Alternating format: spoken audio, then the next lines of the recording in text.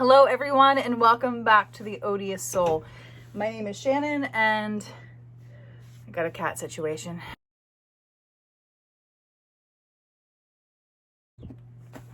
Hello everyone and welcome back to the Odious Soul. My name is Shannon and I thought it was about time I do a little chicken update. So in case you haven't seen any of my previous videos, I've wanted chickens for a while and I thought, well, I'll postpone it because I really can't afford to build a coop this year because I wanted to convert my daughter's old place into a greenhouse, and that's going to cost some money, but I figured if I could do that first, then I could reuse some of the materials from the conversion and then I could build a chicken coop. So I went ahead and placed an order with Murray McMurray Hatchery to be delivered the week of June 28th.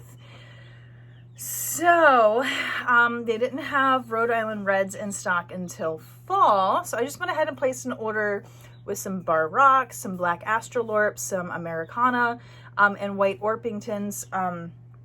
So they'll be here. But my husband really wanted some Rhode Island Reds. Well, I made a comment about how our local Home and Garden Center would have a shipment of Rhode Island Reds in May. They already had some now, but looked like they were getting more of Rhode Island Reds mid-May, which is perfect because it's after we come back from a trip that we're taking in April. So that's perfect. So that way we don't have to worry about chickens while we are gone on this week-long trip. Well, he went to the store, Bowman's, the next day and came home with 5 little Rhode Island Reds, which put me into an extreme panic because now, not only do I have, 3.5 or 3 months less time to get ready for chickens, he only brought home chicken food. And if you've never done baby chicks before, you need a whole lot more than just baby chick food. And I didn't have a coop, we don't have a run. So it's thrown us into this craziness. And quite honestly, his comment was, "You work best under pressure." What kind of crap is that? He might be true and he might be right, but besides that. So I just wanted to give you an update. The chicks are about they're about 4 weeks old, about a month that we've had them.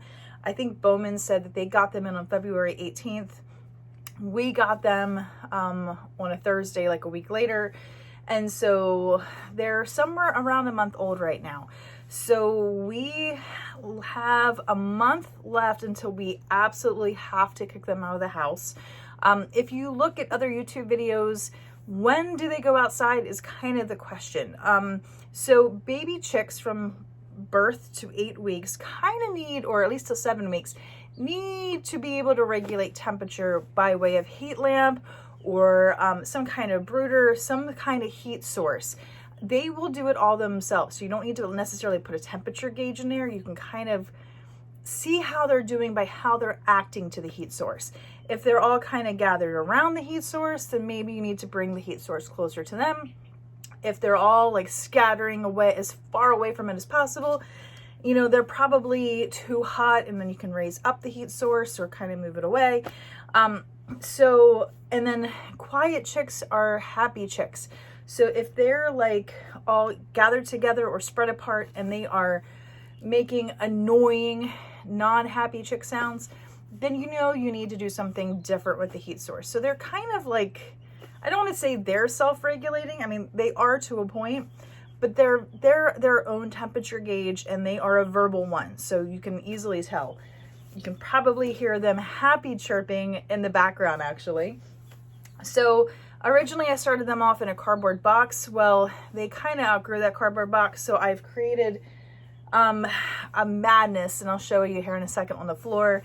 I had created just a partition for our litter box for the cats.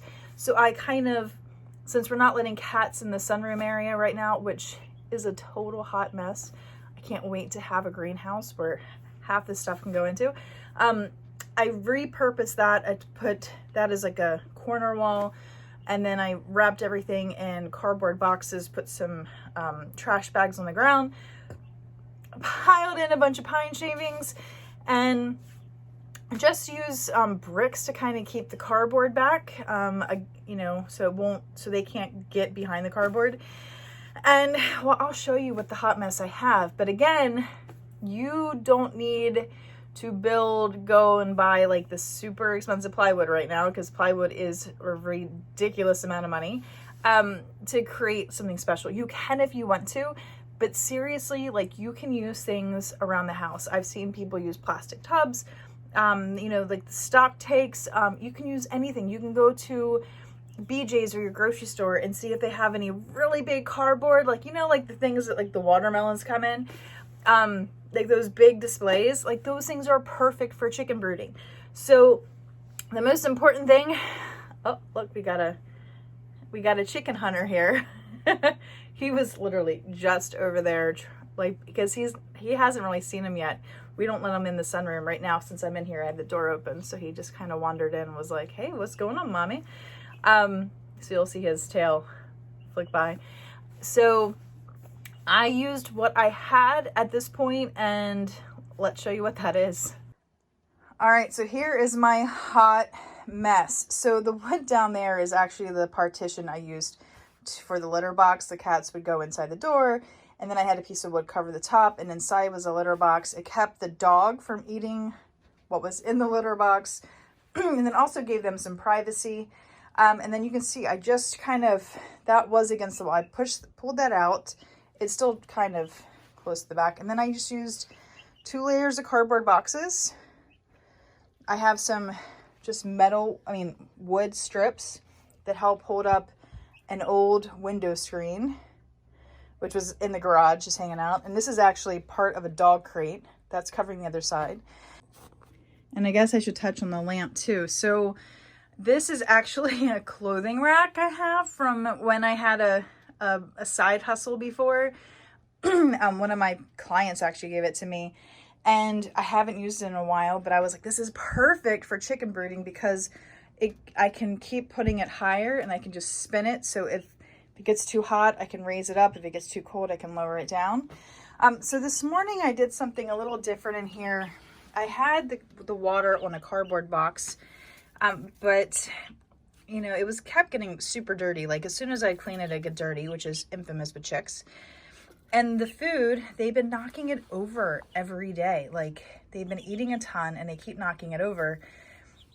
So I was like, that's it. I'm just going to hang these. And you can see I did this morning. I just put some little like hooks with twisty ties, and you can see they're eating just fine. Right now, none of them are drinking, but I've seen them drink out of it, so I know it's an okay height for them. And that's the important thing. Like, when they're itty bitty babies, you know, hanging it's going to be too high, but as they get taller, it'll be fine. So I keep adding pine shavings as they get messier. We added some roosting bars. They're crooked, but at least get some practicing walking and roosting, and it's so cute when they sleep on that. But just a couple things, you know, in here, nothing major, just some stuff to kind of keep them entertained. They're all chilling, and you can see heat lamp comes down in this corner, and they're all over here. So it is daytime. It's a little bit warmer in here. So maybe I might want to raise up that heat lamp for the day, because it's supposed to be nice out. All right, and then you see this cutie pie right here? This one right here? Whoops, where's my finger? That one right there. We're pretty sure he's a rooster, or she's a rooster. Oh, hi, how are you doing? We call him Nosehawk. His Nosehawk has gotten bigger than everybody else's. He did have really large legs from the get-go. Well, hey guy, what's up? And he's also like ginormous compared to all the other girls. So we're pretty sure he's gonna be a boy. So we should find out in a couple weeks if he starts cock-a-doodle-doing. So we're still figuring out what we will do with him if that's the case, because we are not allowed to have roosters on my property.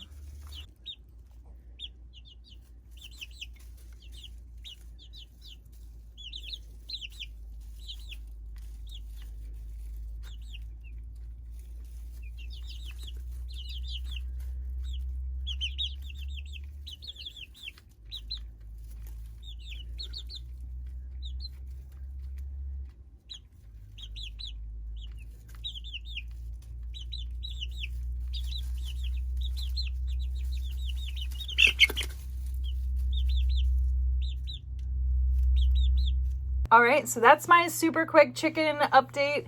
We got 5 Rhode Island Reds. They are all still alive, haven't been eaten by cats, dogs, anything yet. Ooh, we did take them outside a couple of times, and just for like 5 minutes. It's been warmer, but not super warm. So they weren't too active the first time. The second time they were exploring a little bit more, but we'll keep doing that for maybe 5 minutes at a time as on the warmer days, just to kind of get them acclimated to their new environment. And I will be posting another video soon about the chicken coop build. So just as a reminder, we are not professionals, but I will let you know all the details and why I'm doing things the way I'm doing. I have watched so many YouTube videos and watched so many people tell me what they would have done differently. So I think I compiled a great list of do's and don'ts for your chicken coop. So hopefully that works. But anyway, thank you guys for watching. Keep following along to see these chickens, these baby chicks get big.